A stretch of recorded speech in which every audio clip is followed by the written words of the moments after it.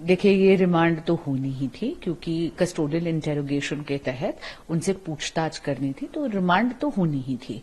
और आज अगर आप देखें तो स्पेशल पब्लिक प्रोसिक्यूटर जो थे उन्होंने ईडी की तरफ से ये दलील रखी कि एक नहीं बल्कि 2 ओकेजन्स पे 2 करोड़ रुपए की रकम लेके दिनेश अरोड़ा जो अभियुक्त थे और अब अप्रूवर बन गए हैं, यानी वो अब सरकारी पक्ष के लिए गवाही देंगे, दिनेश अरोड़ा का एक एम्प्लॉई वो संजय सिंह जी के घर जाकर 2 बार 2 करोड़ रुपए देकर आए हैं।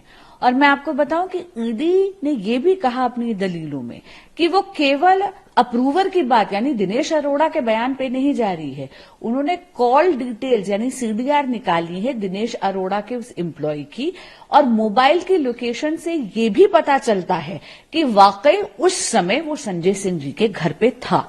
तो ये रिमांड बहुत स्वाभाविक है और मुझे लगता है कि ईडी की जांच में और पूछताछ के तहत इस शराब घोटाले के और भी तथ्य सामने आए। जी, अभी कोई फैसला नहीं आया। सुप्रीम कोर्ट ने आज सवाल पूछे हैं और सरकारी वकीलों से सवाल पूछे। ये बहुत स्वाभाविक सी बात है कि कोर्ट हमेशा दलीलों के दौरान सवाल पूछती है। अब 12 अक्टूबर को इन सवालों का जवाब ईडी के लॉयर यानी honourable additional solicitor general S V Raju देंगे। आदरणीय नरेंद्र मोदी जी इतने लोकप्रिय नेता हैं और भाजपा और नरेंद्र मोदी जी की सरकार की विकास की नीतियों से भारत की जनता उनको भारत का यशस्वी प्रधानमंत्री तीसरी बार जरूर चुनेगी और पूर्ण बहुमत की सरकार से एनडीए की सरकार आएगी।